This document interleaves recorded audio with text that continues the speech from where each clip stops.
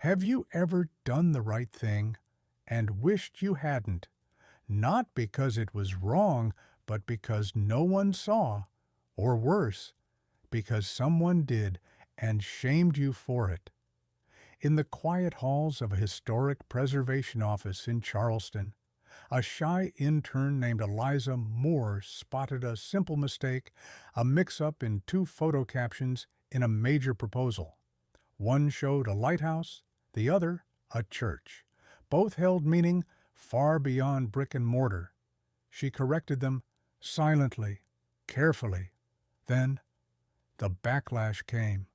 Public embarrassment, accusations, silence where there should have been gratitude. If it were you, would you fix the mistake anyway, knowing it could cost you everything?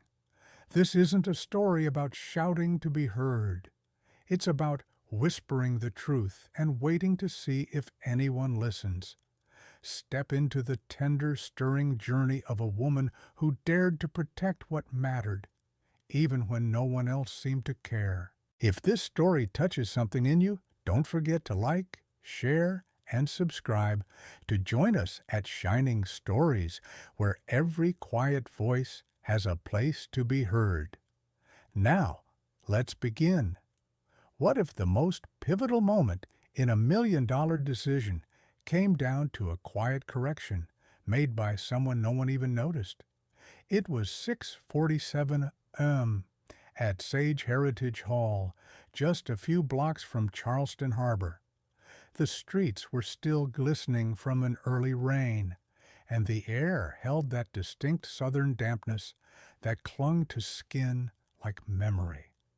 Inside the historic brick building, silence reigned, the kind of silence only early risers and forgotten rooms know.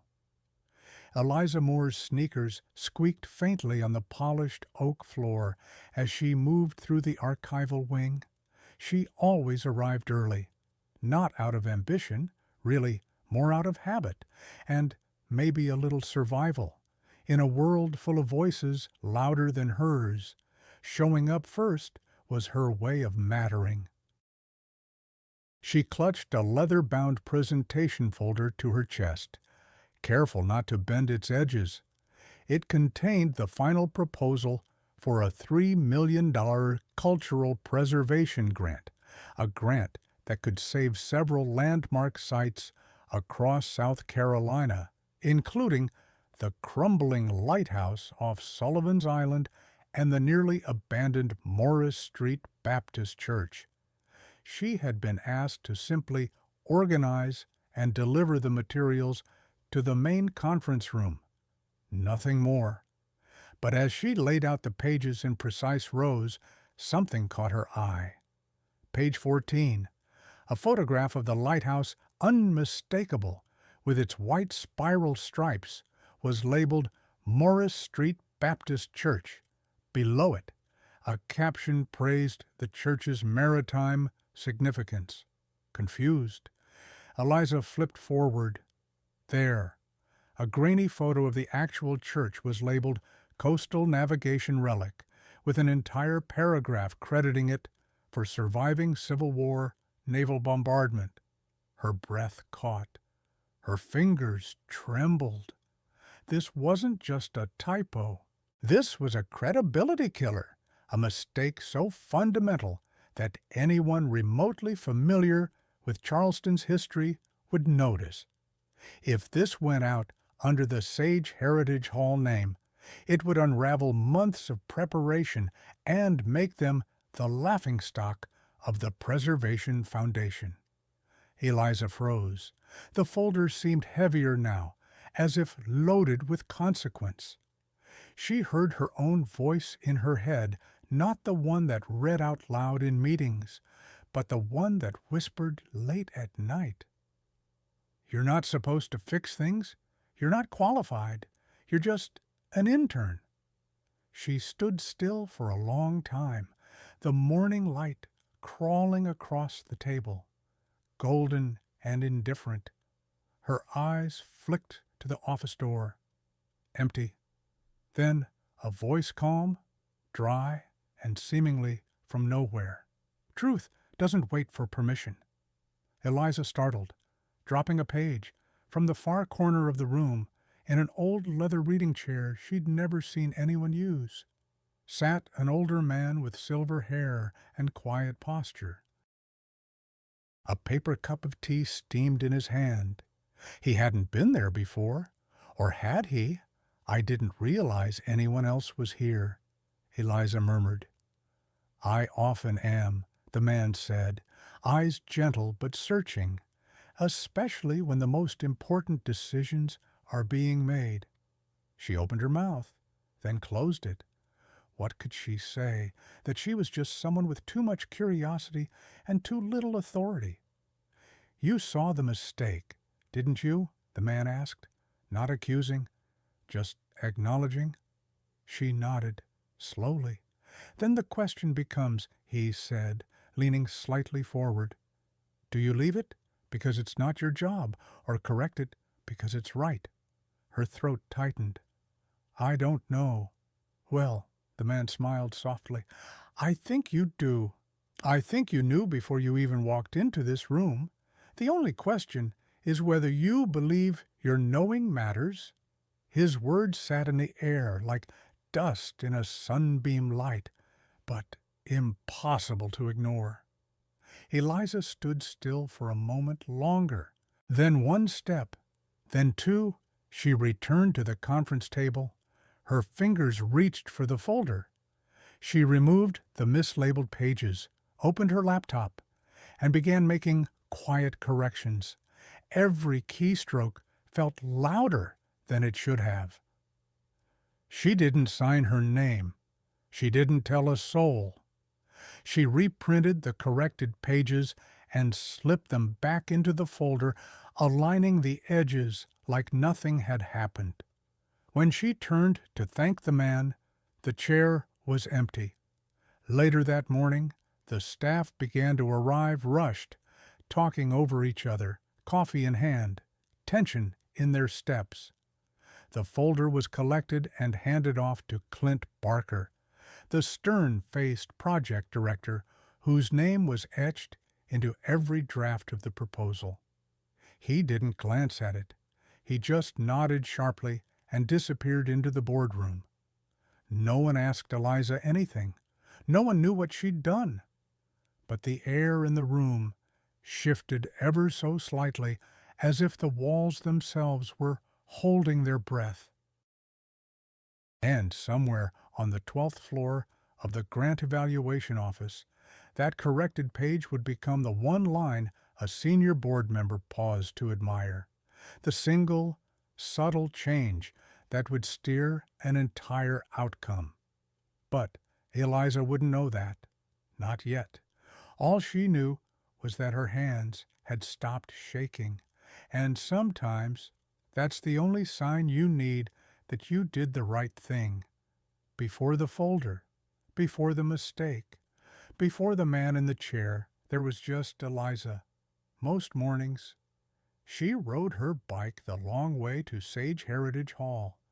It added 12 blocks and one extra bridge to her commute, but it gave her a few more minutes of quiet. She liked the way the water looked just after sunrise, how the ripples caught light like they were telling secrets.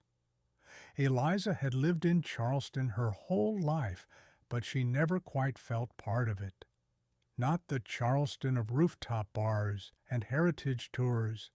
Anyway, her Charleston was quieter, smaller, made of Sunday afternoons at her grandmother's house on Hanover Street, where the air always smelled faintly of lemon balm and old wood, and stories were currency. Her grandmother, June Moore, had been a public school librarian for over 30 years. She never made more than $38,000 a year, never got her picture in the paper. But to Eliza, she had been the keeper of everything that mattered, of names, places, truths not written in textbooks. You listen close, Grandma June used to say, voice soft but firm. History's not just what's remembered, it's what's defended. Eliza did listen, always. She soaked in every word, every story, every brittle photograph. But listening had a cost. It made her see too much, feel too much. In high school, she tried once to speak up about a mislabeled civil rights mural in the history wing. She thought it would be a simple fix, but her teacher had dismissed her. The principal called it overstepping. Her classmates thought she was showing off. After that, Eliza learned to be quiet, to notice without comment, to care without being obvious. When she landed the internship at Sage Heritage Hall, it felt like a second chance, or at least a way to be close to what she loved without drawing attention. She was assigned to the archives team, mostly tasked with digitizing old records, updating indexes, and running occasional errands for the executive office. She liked it. The quiet hum of the dehumidifiers, the brittle feel of century-old paper between gloved fingers. No one expected her to speak much, and so she didn't. But that didn't mean she wasn't watching. She watched Clint Barker, the project director, bark orders like a general with a checklist. She watched the senior staff scurry around him, desperate for validation, for his rare but prized approval. She watched how interns like her were treated as temporary shadows, expected to keep their heads down and their coffee orders straight. And she watched the project unfold the massive grant proposal for the Charleston Preservation Initiative. It was to be the organization's biggest pitch in a decade. Clint had spent months shaping the narrative, selecting sites, curating images. Still, Eliza couldn't help but notice the flaws. Small ones, at first misdated events, misquoted speeches, things only someone who'd read as much local history as she had would catch. But it wasn't her place to correct them. That's what she told herself, over and over again, until she found the folder, until the lighthouse became a church, and the church became a joke. That morning, she'd biked in before the sun, her hair still damp from the shower, the cuff of her jeans tucked into her sock. She'd passed the same barista at the corner cafe who always waved but never remembered her name. And she'd entered Sage Heritage Hall, like she always did quietly, through the side entrance, with her ID badge still dangling from her neck. But something was different.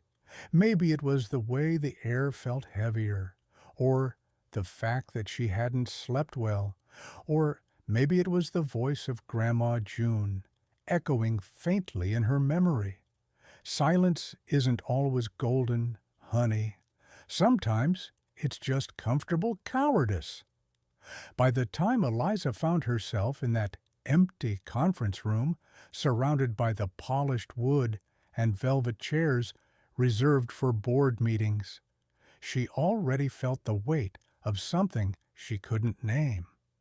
She didn't yet know that the man in the reading chair was Franklin Weller, the founder of the very foundation deciding the fate of the proposal. She didn't know he'd been coming in early, too, watching, observing, seeing what others missed. All she knew was that her hands shook, that her stomach churned, that something important was about to happen, and she would have to choose which part of herself to listen to the silent observer or the quiet rebel. And sometimes that decision starts long before you make it. The reading room had always been there, just off the east wing, a sun-warmed pocket tucked behind the donor archives, overlooked by almost everyone. The kind of room where time felt slower, like dust motes hung in the air out of reverence. Eliza hadn't planned to enter it that morning. She was carrying the revised proposal folder, her fingers still twitching from the decision she hadn't quite made yet. Her head spun with silent debates, and when she noticed the reading room door slightly ajar, she stepped inside, more out of habit than intention. A reflexive retreat. The space was quiet, wrapped in the hush of old books and aging leather. A single floor lamp glowed amber in the corner, casting soft shadows on the wood-paneled walls. It should have been empty, but it wasn't.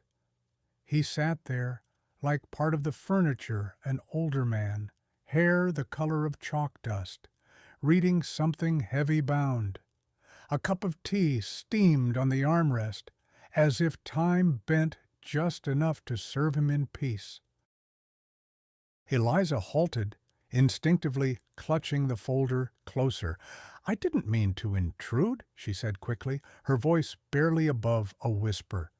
"You didn't," he replied, not looking up. She stood there awkwardly, uncertain if she should leave or speak. He turned a page slowly, then glanced over his glasses. "That folder looks heavier than it should," he said. Eliza almost smiled. "It's important. Most things are," he said gently, "until you forget why." She blinked. That answer wasn't what she expected. There was a pause long enough to be uncomfortable, but not unkind. He gestured to the seat across from him. "Sit, if you want." She hesitated, then slowly lowered herself into the chair. The leather groaned softly beneath her. "I'm Eliza," she offered. "I know," he said. That stopped her cold. She tilted her head. "Have we met not properly?" he replied. "But I've seen you here. Early mornings. Always the first to arrive." Eliza flushed slightly. "Habit." "No," he said, studying her. "Not habit, intention." The room felt warmer suddenly, or maybe it was the heat rising in her cheeks. She looked down at the folder in her lap. "There's an error in here," she said finally. "A serious one, but it's not my job to fix it." The man didn't react, just waited. Eliza swallowed. "I'm not a curator. I'm not on the board. I'm just you," he interrupted softly. "Are someone who noticed, that already makes you rare." She stared at him. "Most people walk by mistakes every day," he continued. "They tell themselves it's not their concern, not their place." "You didn't." "I'm scared," she said, voice cracking. He nodded slowly. "Good. Fear means you're close to something that matters."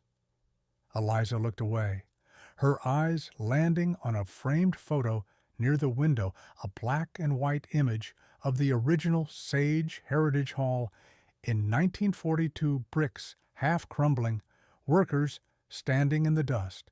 The building had once been a textile warehouse before it became a monument to memory. "I've worked here 3 months," she said quietly. "No one knows my name." "I do," he said. Something in his voice made her glance back. He was watching her now with a calm intensity, not judging, just seeing. "There's a line," he said, "between being invisible and choosing to remain unseen." "Which one are you?" "Eliza." She opened her mouth, closed it again. "I thought speaking up would feel empowering." She whispered, "But mostly it feels like I'm about to step off a cliff." "That's usually how you know it's worth doing," he said. There was a long pause. The old clock in the hall ticked faintly. "Why are you telling me this?" she asked. "Finally." He leaned back slightly, tea cooling in his hand. "Because sometimes the smallest voices carry the clearest truths.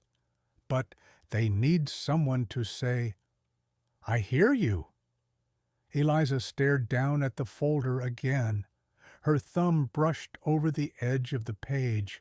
She remembered the captions, the swapped labels, the backwards narrative, the careless treatment of places she'd grown up learning were sacred. Then she thought of her grandmother, the way she used to mark history books with sticky notes, labeled not quite true or ask better questions.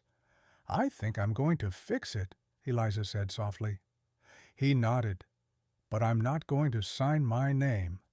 He nodded again, slowly this time. "Because I want the work to be right," she said. "Not about me." The man smiled. "That," he said, "is exactly why it should be."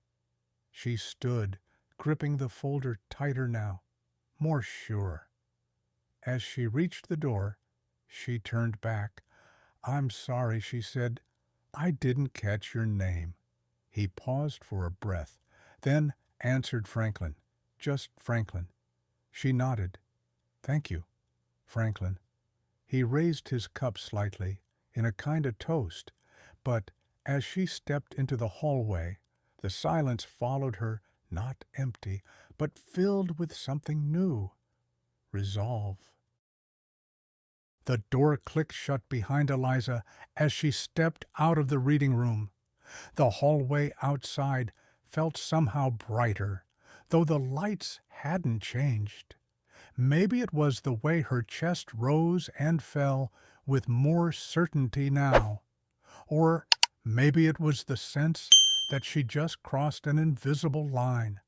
She walked briskly, the folder pressed tight against her side, her mind buzzing like a summer cicada.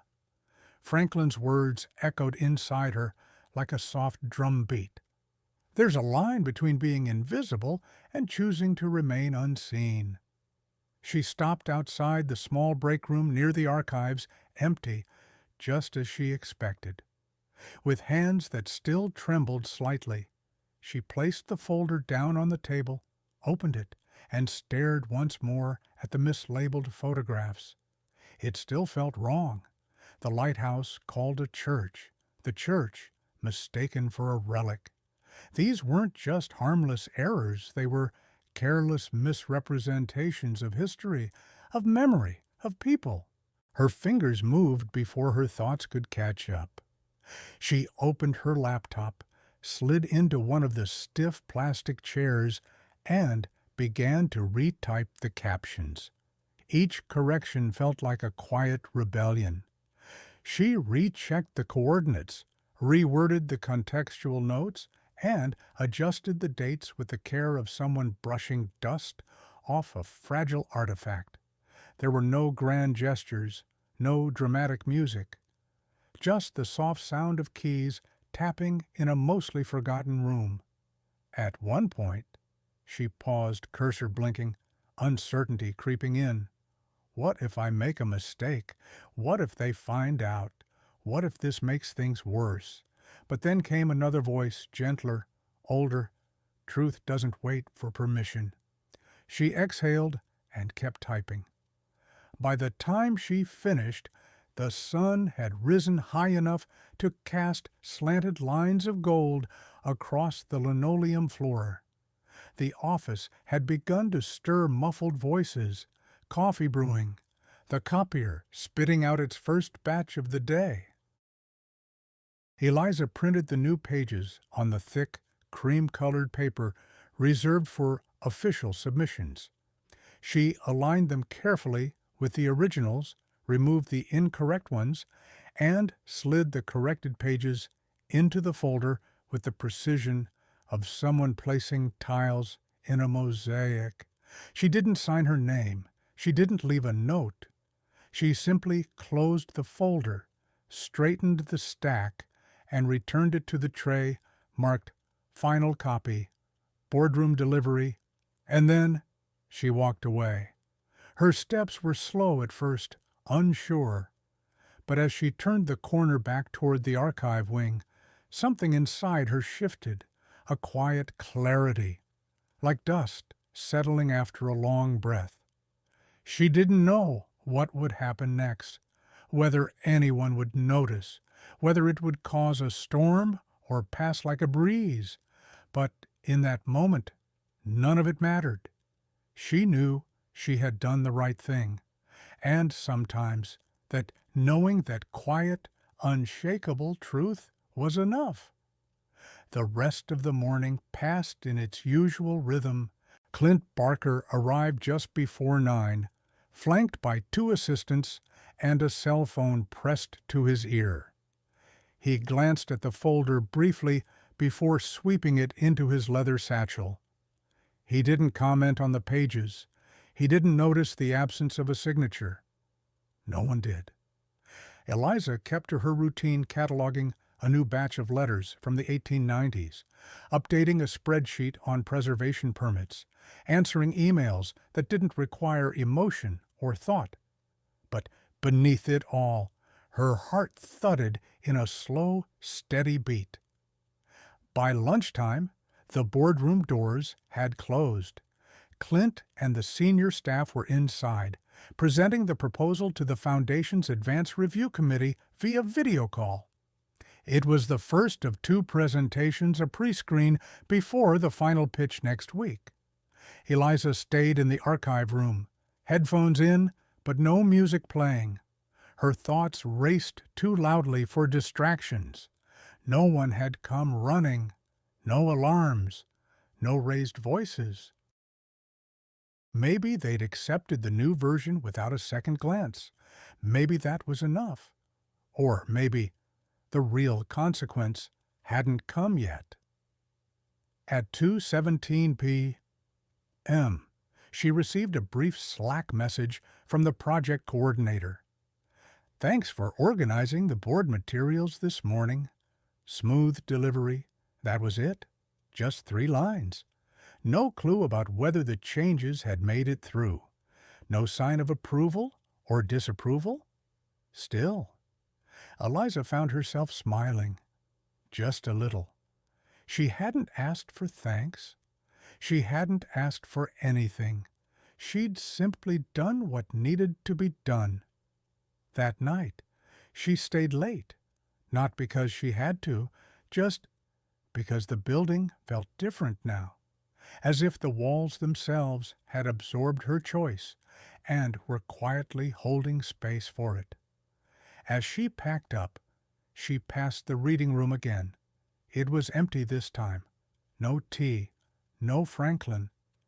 Just the memory of a quiet voice reminding her that being right didn't require permission, just courage. The next morning arrived gray and overcast, the kind of Charleston morning where even the Spanish moss hung low, as if the sky itself couldn't summon the will to shine. Eliza came in early, as usual. She always did, but this time her steps were slower, more cautious. She paused at the front entrance of Sage Heritage Hall, watching her own reflection in the tall glass doors. The girl staring back at her looked the same pale, freckled skin, eyes a little too big, hair pinned up in a no-nonsense twist, but inside, everything had shifted. The correction was made. The truth was quietly placed where it belonged. She thought that would be the hardest part. She was wrong. By mid-morning, a strange tension rippled through the building. Conversations grew hushed. People whispered more than they spoke. The atmosphere felt charged, like the moments before a thunderstorm. At 10:02 a.m., Clint Barker summoned the full staff to the conference room. No agenda, no prior notice. Eliza's stomach turned. She slipped into the back of the room, her notebook clutched against her chest like armor. The room was packed. Project managers, coordinators, interns, even 2 members of the maintenance crew. Clint stood at the front, his usual forced charisma replaced by something tighter, sharper. In his hand, he held a copy of the grant proposal, the one Eliza had corrected. He laid it flat on the table like evidence in a courtroom. "We are facing a very serious breach of protocol," Clint began, voice calm but cold. "Someone within this office took it upon themselves to alter our final grant submission materials without approval." A ripple of confusion spread across the room. Heads turned, brows furrowed. Clint lifted a page, holding it up. "This version, the one sent to the board yesterday, is not the version we authorized. It contains unsanctioned edits to key sections, including our historical attributions. This is not a minor error. This is a violation of chain of command, of trust, and of professional standards." He paused, letting the silence stretch. "I want the person responsible to come forward. Now." No one moved.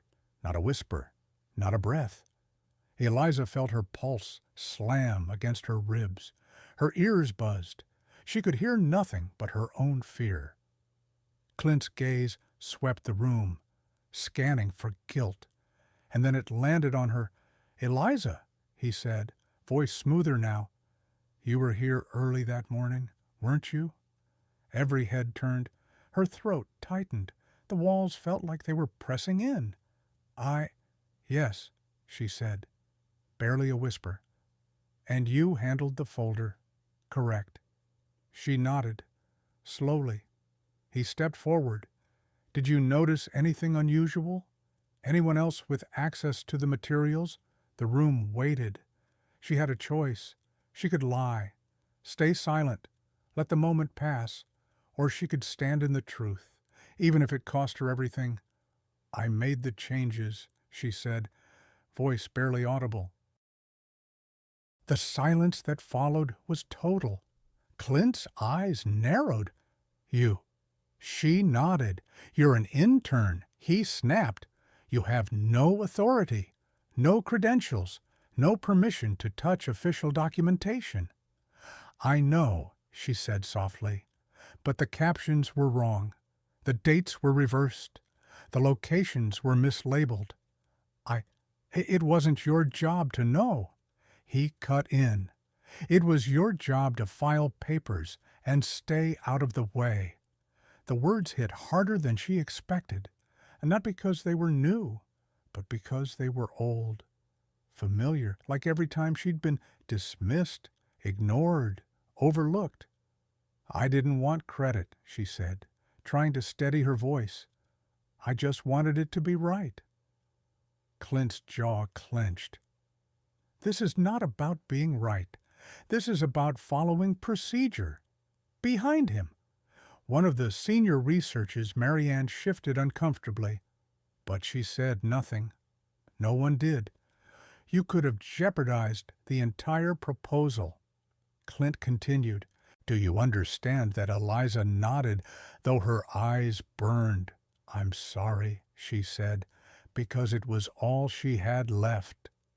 Clint turned away. "From now on, you're removed from all project materials. You'll continue clerical duties only. No involvement in proposal development. Is that clear?" She said nothing. The meeting ended in silence.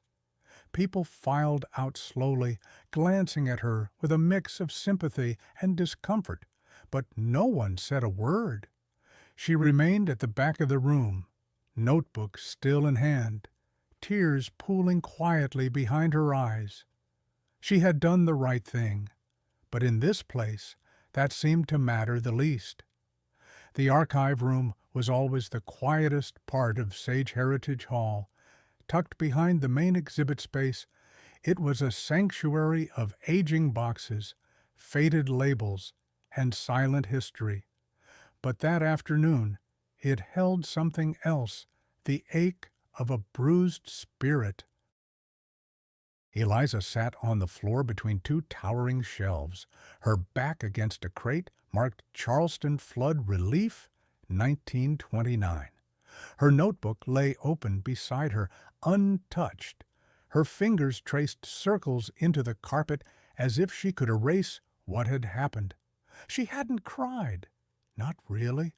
Just a few stinging tears that dried before they could fall. She had done everything right, not for glory, not for attention, but because it mattered, because facts mattered, places mattered, history mattered. But to Clint, it hadn't been about truth. It had been about control. And now she sat, reduced again to just the intern, to silence. She didn't hear the footsteps at first, soft, unhurried, familiar. A shadow stretched across the floor beside her, and a warm, gentle voice followed. I brought chamomile, good for frayed nerves and tired eyes. Eliza looked up. There stood Margaret Alden, the head archivist, a woman in her 70s, with silver hair pulled into a loose bun, cardigan sleeves pushed up to her elbows, and a gaze that could read more than just old documents. Margaret lowered herself beside Eliza without asking permission, placing two mismatched teacups on the floor between them. She handed one over and waited quietly, letting the silence settle. Eliza took the cup with both hands, the heat spreading slowly into her palms.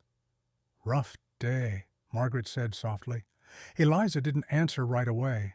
"I thought doing the right thing would feel better," she finally said. Margaret nodded. "Sometimes it does. Sometimes it just feels lonely." They sipped in silence. After a moment, Eliza said, "He didn't even ask why I did it. Just shut me down, like my voice never mattered." "Because to him," Margaret said gently, "your voice wasn't part of the plan." Eliza stared into her tea. "I wasn't trying to embarrass anyone. I just couldn't let the mistake go, not with everything at stake." "I know," Margaret said.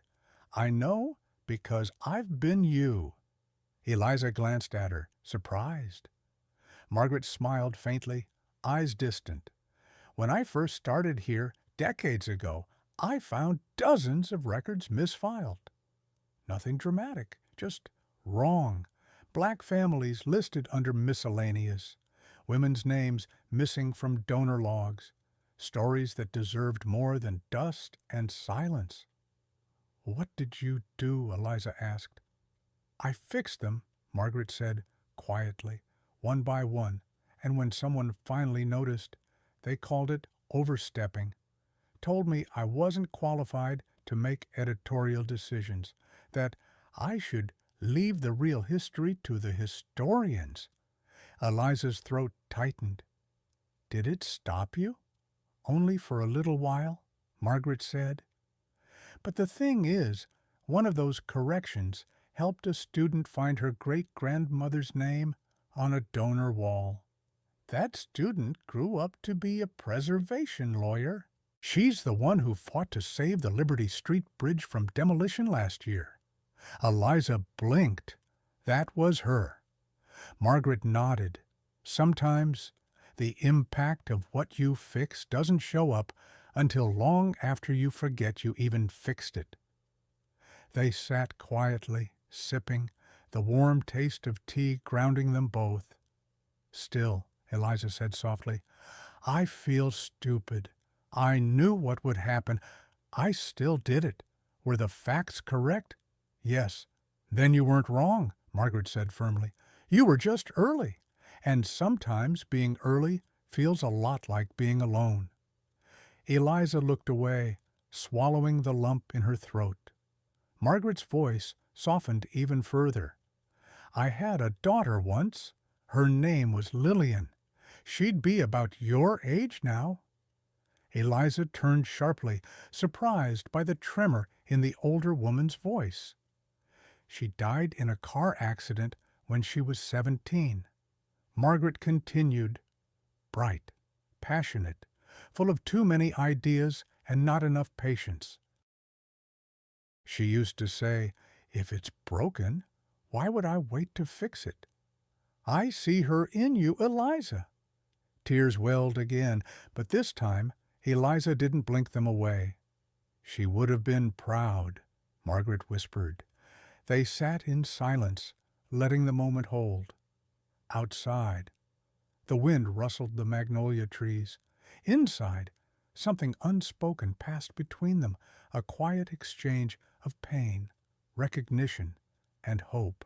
Finally, Margaret stood, brushing off her skirt. "Don't let anyone convince you your voice doesn't matter," she said.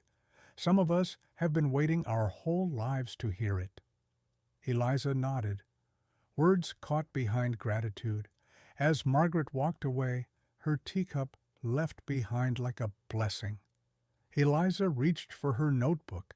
This time she opened it and wrote, not because anyone asked, but because the story deserved to be remembered. Monday arrived with the scent of honeysuckle drifting in through the old windows at Sage Heritage Hall.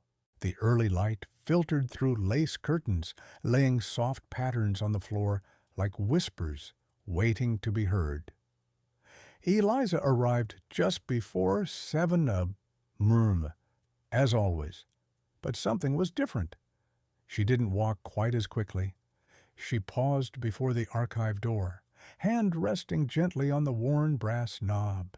She was still carrying the weight of last week's shame, the quiet fury of being scolded for caring too much. But Margaret's words had carved a new space inside her, a space where she no longer apologized for being the kind of person who noticed. By 9:15, the usual bustle had returned, the clicking of heels, the low hum of printers, the voices of staff rehashing the weekend over burnt coffee. At 10:03 a.m., Clarissa Green, the office administrator, with a soft spot for sugar cookies and antique pens, appeared in the main hallway, waving a thick envelope. "It's here," she said, voice barely contained. Everyone turned. Clarissa held up the envelope like it was made of gold leaf. It was cream-colored, sealed in deep green wax with the emblem of the Charleston Cultural Preservation Board, the kind of envelope that only arrived for the most consequential projects. "The response to our preliminary submission," she added. Eyes wide, Clint Barker emerged from his office. "All business. Let's bring everyone in," he said, straightening his tie. The envelope was placed on the conference table like a crown. The room filled quickly, project managers, research assistants, marketing staff. Even Margaret took a seat in the back, her cup of tea balanced on her lap. Eliza hovered near the door, notebook in hand. Unnoticed, Clint broke the seal. Silence fell as he unfolded the letter, his eyes scanning quickly. Then he paused, his brows lifted. He cleared his throat. "Dear Sage Heritage Hall," he read, voice steady. "We are pleased to inform you that your preliminary grant proposal has passed the first stage of evaluation. Your attention to cultural accuracy and historical specificity stood out to our review board." A quiet buzz moved through the room. Clint continued, but Eliza barely heard the rest. In particular, the corrected attribution of the Charleston Lighthouse and Morris Street Baptist Church was praised for its clarity and care. Her ears rang. She looked up. No one else reacted, not the way she expected. Just polite nods, a few smiles, the occasional whispered good job between staff. They didn't know. They didn't realize that the one change they were being praised for had nearly gotten her demoted. They didn't know she had been told her voice didn't matter. And now, that very voice, quiet, trembling, uncredited, had made the difference. She felt her hands start to shake, just a little. Not with fear this time. but with something that felt like release. Clarissa grinned. "This means we're presenting next Friday at the Heritage Conference Center." Clint nodded, trying to mask his surprise. "We'll move forward with final revisions. Let's ensure all materials are flawless." As the staff broke into low celebration, Eliza turned quietly to leave the room. No one stopped her. She didn't need them to. In the hallway, Margaret caught up with her. "You heard?" she asked softly. Eliza nodded. "They don't know." "Maybe not," Margaret said. "But you do?" Eliza looked down. "It's strange. I thought I'd want them to say it, out loud. But I don't. Not really." Margaret smiled. "Because it was never about being right. It was about being true." They walked side by side, silent for a moment. Then Eliza said, almost to herself, "The truth found its way. It always does." Margaret said. They passed Franklin Weller near the exhibit stairwell. He was reading again, always reading. As they walked by, he looked up and met Eliza's eyes. He said nothing, just nodded, the faintest glint in his gaze. And Eliza understood. He knew. He had always known. That afternoon, as the others prepared presentation materials and printed new copies of the now praised document, Eliza returned to her small desk in the archive wing. She placed the letter, a scanned copy Clarissa had forwarded, into the digital archive under Proposal A27. She tagged it with a quiet note. See page 14, Revised Attribution. And when the file closed, she smiled. Sometimes a single change in a forgotten hallway reshapes everything in a conference room. And sometimes no one needs to know who made it happen except the person who did. Friday morning arrived wrapped in mist. Charleston streets shimmered with dew, and the air smelled of river salt and jasmine. At Sage Heritage Hall, the building buzzed like a hive. Papers rustled, slides clicked, voices practiced scripts under their breath. It was the day of the big presentation. The final pitch to the Cultural Preservation Board. Eliza had come in early again, but this time not to correct anything, just to help where she could. She carried 2 heavy boxes of backup materials, labeled binders, power cords, extra programs down to the service entrance of the Charleston Heritage Conference Center. As she approached the back hallway, her eyes caught something strange. A sleek black car pulling up to the private entrance. Polished, reserved, the kind of car that said someone important is inside. The rear door opened, and out stepped Franklin Weller. But this wasn't the man from the reading room. This was someone else entirely. He wore a perfectly tailored charcoal suit. His silver hair, once tousled and gentle, was now neatly parted. He walked not like a quiet observer, but like someone used to being watched. He was flanked by 2 assistants, one carrying a briefcase, the other speaking into a headset, listing names and times. Eliza froze. The box slipped from her arms, papers scattering across the damp pavement. Franklin turned at the sound. Their eyes met. Time stilled. One of the assistants moved to help, but Franklin raised a hand, walked over, and crouched beside Eliza without a word. She knelt, gathering pages with trembling fingers. "You," she whispered. "You're—" He smiled softly. "Franklin Weller," he said, chairman of the Cultural Preservation Board, founder of the Weller Foundation, co-founder of Sage Heritage Hall. She stared, her voice caught behind disbelief. "Why didn't you tell me?" she breathed. "Because if you knew," he said, picking up the last page, you would have treated me differently. And I needed to see who you were when you thought no one important was watching." Eliza stood slowly, clutching the papers to her chest. "You've been evaluating me. I've been listening," he corrected gently. "Getting to know you." Her voice wavered. Why, Franklin looked past her for a moment, toward the conference center's tall glass doors, where banners flapped in the breeze.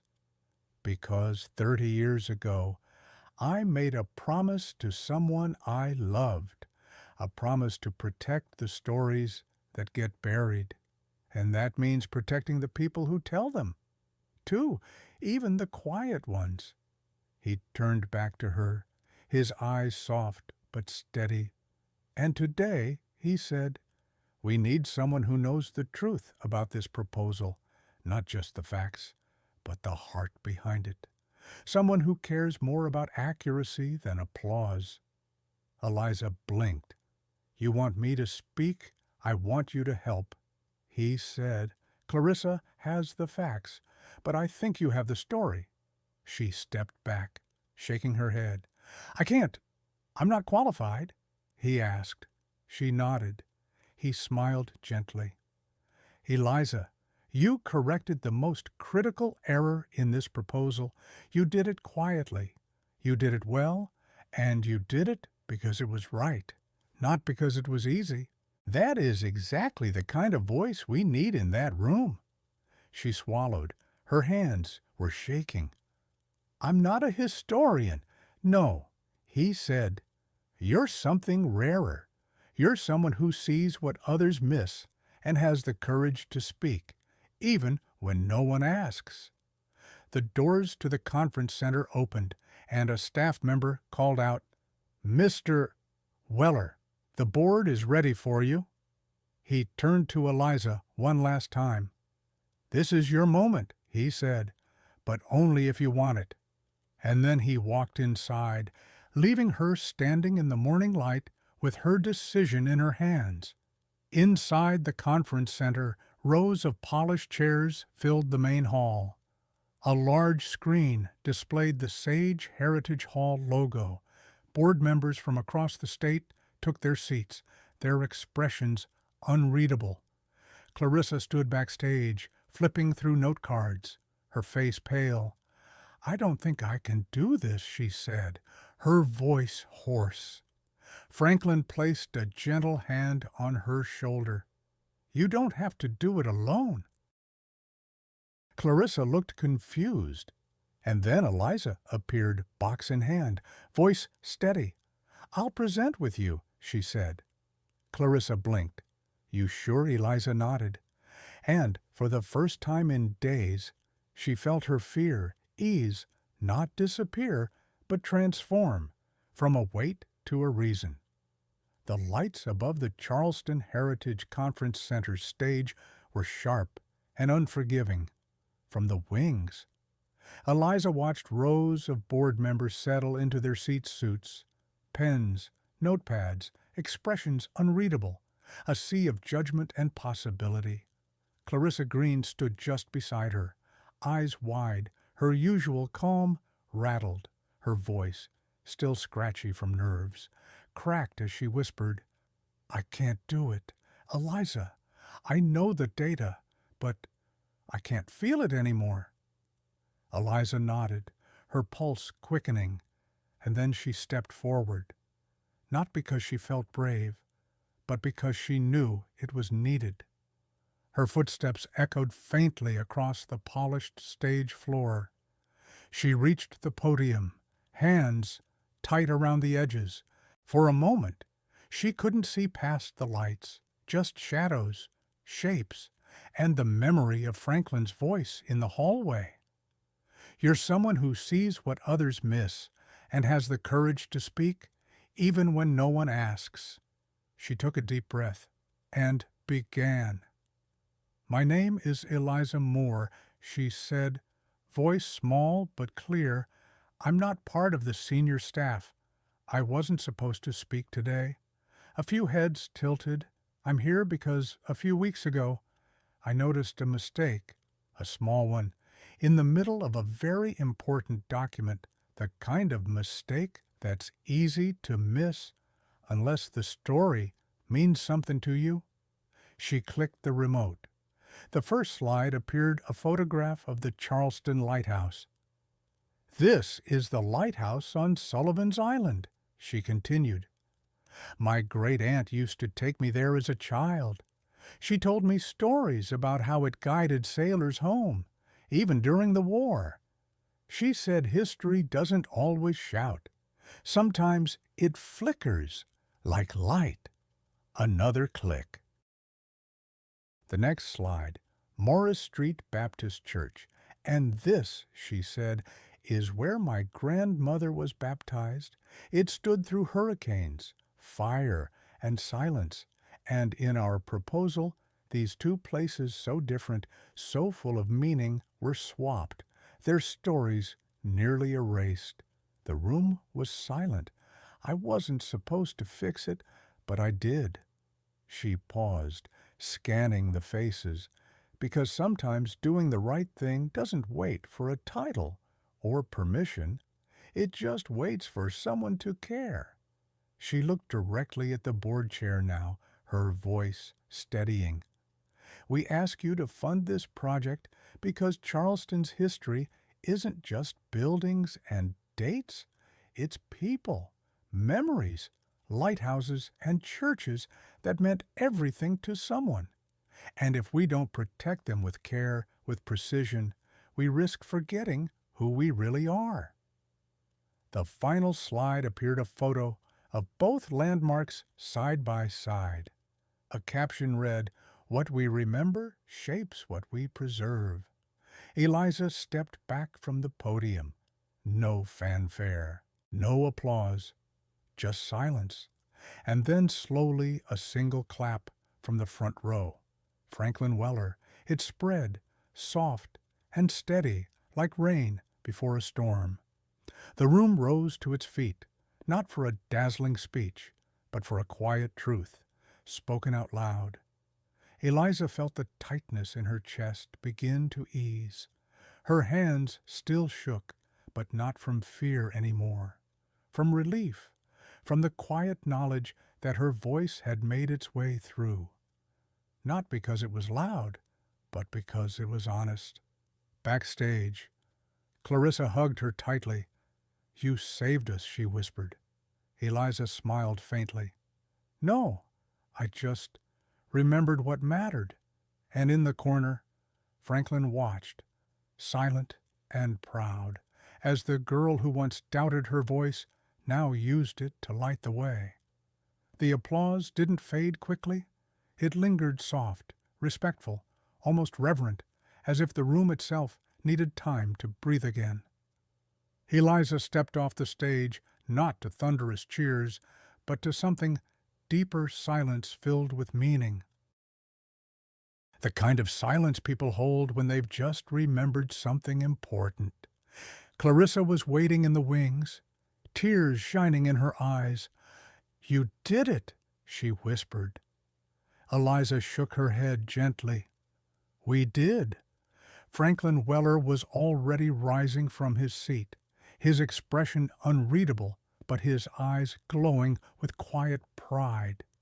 Around him, board members stood, some still clapping, others just watching her with expressions that felt less like judgment and more like recognition. It wasn't about the slides. It was never about the slides. It was about what people remembered when they saw them. After the presentation, there was a short break before the final board deliberations. Eliza walked the halls of the conference center alone, the tension easing from her shoulders bit by bit. In one of the exhibit wings, a temporary display had been set up photographs of Charleston's endangered historic sites, framed letters from preservation campaigns, diary excerpts from soldiers, teachers, mothers. She paused in front of a handwritten letter, faded ink on yellowed paper. April 13th, 1861. We stood at the edge of the fort today. I could see the smoke rising over the harbor. I don't know what this war will take, but I pray we remember who we are when it's done. Private Samuel Moore. Her breath caught. That was her ancestor. She knew the handwriting. Her grandmother had shown her this letter once, years ago, in a wooden box lined with silk. She reached out, fingertips brushing the glass gently. The past didn't feel so far away. Eliza. She turned. An older woman stood nearby, modest dress, gray cardigan, small pin on her lapel, shaped like a magnolia blossom. I just wanted to say thank you, the woman said softly. What you said, it reminded me of my father. Eliza tilted her head. Listening? He was a bricklayer, the woman continued. Helped rebuild Morris Street Baptist after the hurricane in '59. Never talked much about it.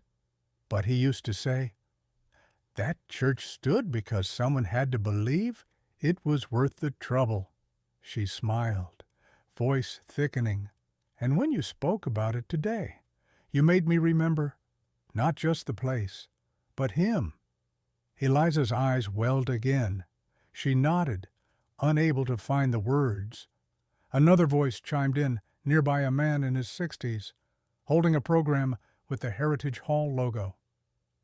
My grandfather used to tend the lighthouse, he said, approaching slowly. He was just 17 when he started. Walked 2 miles every day at sunrise to keep the lens clean. He chuckled, said that light was the only thing that ever told the truth in a storm. Soon, Moore joined them. A quiet circle formed, strangers, connected not by name, but by memory, not facts, but feeling. One woman shared how she met her husband on the church steps during a voter registration drive in 1965. A man recalled sneaking into the lighthouse during high tide as a teenager, just to feel like he belonged to something older than himself. And Eliza stood at the center of it, not leading, not commanding, just being there. The still point where all their stories converged. Across the hallway, Franklin Weller watched quietly. He didn't interrupt, didn't need to. He'd seen it before this moment, when history stops being something behind glass and starts being something alive, breathing, remembered. When the crowd began to disperse, Franklin stepped forward. Did you hear them? He asked Eliza gently. She nodded. I didn't know it would feel like this. He smiled.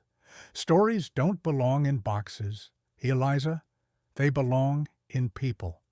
And today, you gave them back to the ones who needed them most.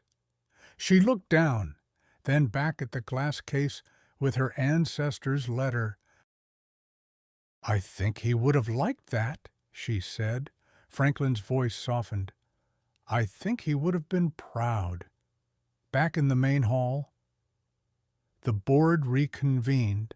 Eliza returned to her seat beside Clarissa, heart still full, mind spinning with the weight and wonder of the morning. They waited quietly, not for approval, but for closure. Whatever happened next, something had already changed. Not just the vote, but the story. Because someone had remembered, and when people remember, they begin to care. The letter arrived 3 days later, not by email, not through internal memos or Slack threads, but in a thick, cream-colored envelope, the same wax seal, the same careful penmanship delivered by hand to the front desk at Sage Heritage Hall. Clarissa was the first to spot it. She carried it like something sacred, a smile blooming slowly across her face as she passed by Margaret in the archive hallway, nodding without a word. Eliza looked up from her desk just in time to see Clarissa slip into Clint Barker's office, envelope in hand. 15 minutes later, the entire team was summoned. Eliza entered the conference room last, uncertain if she should even be there. She hovered near the door until Franklin Weller, already seated, turned slightly in his chair and gave her the smallest, most certain nod. So she stayed. Clint stood at the front, the open letter on the table beside him. For once, his voice wasn't inflated with performance. "There are moments in an organization's life," he said slowly, "when something shifts, when we move from what we were into what we're meant to become." He glanced around the room. This is one of those moments. He picked up the letter and read aloud. Dear Sage Heritage Hall, the Board of the Charleston Cultural Preservation Trust is honored to award your team the full grant request of $3 million to support your work in restoring and preserving the Morris Street Baptist Church and the Charleston Lighthouse. Your submission demonstrated a deep respect for accuracy, historical integrity, and community memory. In particular, the attention given to site distinctions and narrative context set your proposal apart. We commend your team's commitment to both scholarship and heart. The room broke into applause, louder than anything Eliza had heard in those walls before. Clarissa clapped with both hands, and a laugh of pure joy. Margaret reached over to squeeze Eliza's hand. Franklin smiled but said nothing, his eyes fixed on the woman near the back who'd said the least and done the most. And then, to everyone's surprise, Clint turned to face Eliza. "I want to say something," he said, his voice careful. To Eliza. The room quieted. Clint took a breath. "I was wrong," he said plainly. "I dismissed your voice. I valued process over purpose. I assumed that authority was the same as wisdom, and I forgot that courage often comes without permission." Eliza blinked, stunned. "I owe you more than an apology," Clint continued. "I owe you recognition. You saw something we missed, and you acted not to prove a point, but to protect the truth." He stepped forward. "I would be honored," he said, "if you'd help lead the next phase of this project. As an equal." The room held its breath. Eliza felt her throat tighten. She wasn't sure she could speak, but she didn't need to. She just nodded, slow and certain, and that was enough. Later that evening, when most of the staff had gone home, the building felt different, lighter, more alive. Margaret lit a candle in the archive office, her quiet ritual after long days, while Clarissa appeared with a tray of ginger cookies and chamomile tea. Franklin took his usual place in the reading chair by the window. Eliza stood near the map wall, the one marked with pins of every saved site. She added 2 more, one for the church, one for the lighthouse. Then she joined them, to quiet voices. Margaret toasted, "That speak the loudest truths, to second chances," Clarissa added, "and the people who make them count." Franklin raised his cup last, to stories not the kind we write in reports, but the kind we carry in our bones. Eliza smiled, and for the first time, she didn't feel like a guest in the room. She felt like she belonged. A month had passed since the grant was awarded. Spring had fully arrived in Charleston, magnolia trees in bloom, river light dappling the cobblestones, and soft winds carrying the scent of sea salt through open windows. At Sage Heritage Hall, the rhythm of work moved forward grant timelines, outreach plans, restoration prep. But beneath all of it was something quieter, something steadier, trust and presence.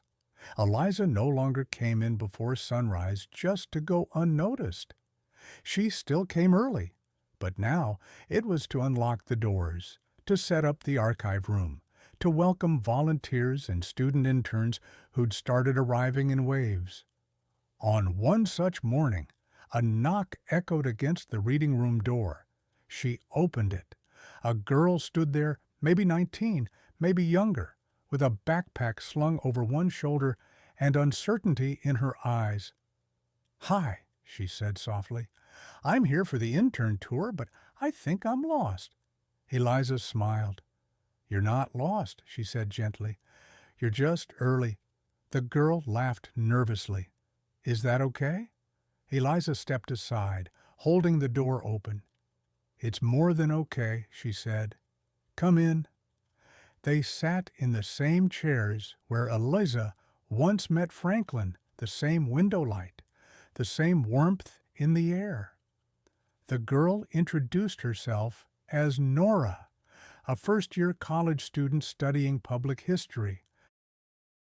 She had freckles like Eliza's, a quiet voice, and a nervous energy that spoke of someone unsure if she belonged.